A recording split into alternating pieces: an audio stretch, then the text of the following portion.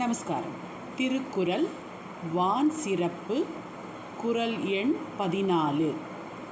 ஏரின் உழார் உழவர் புயல் என்னும் வாரி வளங்குன்றிக்கால். ஒரு உழவன், அதாவது ஒரு விவசாயி, விவசாய நிலங்களை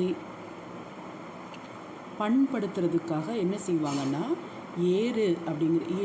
ஏறு போட்டி,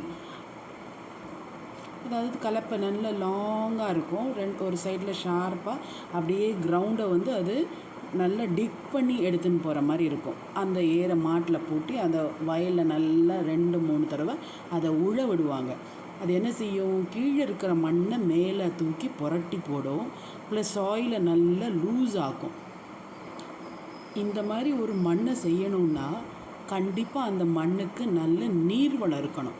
அதுவும் எப்படி பெய்ஞ்சிருக்கணுமா அந்த மழை, புயல் மாதிரி. புயல்னு எப்போ சொல்லுவோம் நம்ம, கனமழையோடைய ஸ்ட்ரென்த்து கூட ரொம்ப அடர்ந்து பெய்யக்கூடிய மழை இருக்கு இல்லையா, அந்த மாதிரி மழை பெஞ்சாதான் ஒரு சர்டன் டெப்த்து வரைக்கும் அந்த வாட்டர் உள்ளே நின்று தண்ணி நல்லா தேங்கியிருந்ததுன்னா அதில் இருக்கிற ஜீவராசிகள், மண்புழுக்கள் எல்லாம் நல்லா வளரும்.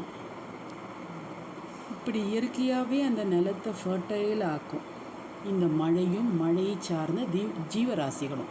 ஆனால் நம்ம இப்போ என்ன செய்யணும், வெஜிடபிள் வேஸ்ட் எல்லாம் ஒரு இடத்துல கலெக்ட் பண்ணி அதை நல்லா மக்கி அதுக்கப்புறம் அதில் நம்ம சில ஆர்கானிசம்ஸை போட்டு அது வளர்ந்து அதோட மண்ணை நம்ம ஃபர்டிலைசராக டிஸ்ட்ரிபியூட் பண்ணுறோம் கார்டனுக்கு எல்லாமே.